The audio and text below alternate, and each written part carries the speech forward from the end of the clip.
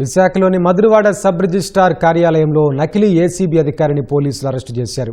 కార్యాలయానికి వచ్చిన నిందితుడు తాను ఏసీబీ అధికారిని కార్యాలయంపై దాడి జరగబోతోందని భయపెట్టాడు. 5 లక్షలు ఇస్తే ఏసీబీ సోదాలు జరగకుండా చూస్తానన్నారు. అయితే అతడి తీరుపై అనుమానం వచ్చిన సబ్ రిజిస్ట్రార్ పోలీసులకు సమాచారం ఇచ్చారు.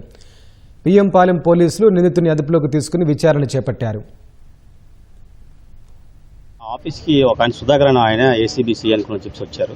డబ్బులు ఎక్కువ డిమాండ్ చేశారు మమ్మల్ని. చేస్తే ఏసీబీలో ఎప్పుడు ఇలా జరగదు కదా, మనకి కూడా ప్రభుత్వం వారు కొత్తగా ఆన్లైన్ సిస్టమ్ అది పెట్టారు, చక్కగా అన్ని ఆన్లైన్లో రిజిస్ట్రేషన్ చేసి పెడుతున్నాం, టైం స్లాట్లు పెట్టారు, ఏసీబీ అంటున్నాడు ఏంటని చెప్పి నాకు అనుమానం వచ్చి స్టేషన్ పిఎంపాలెం స్టేషన్కి వచ్చి కంప్లైంట్ పెట్టానండి.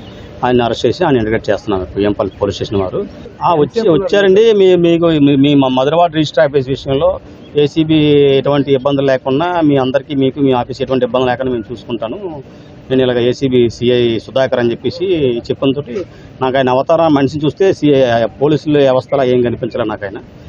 ఆయన్ని పట్టుకోవడం కోసం, ఆడి విషయాలు ఏంటో రాబట్టడం కోసం ఆయన లంచ్ కూడా పెట్టేసి చేసి మాట్లాడానండి.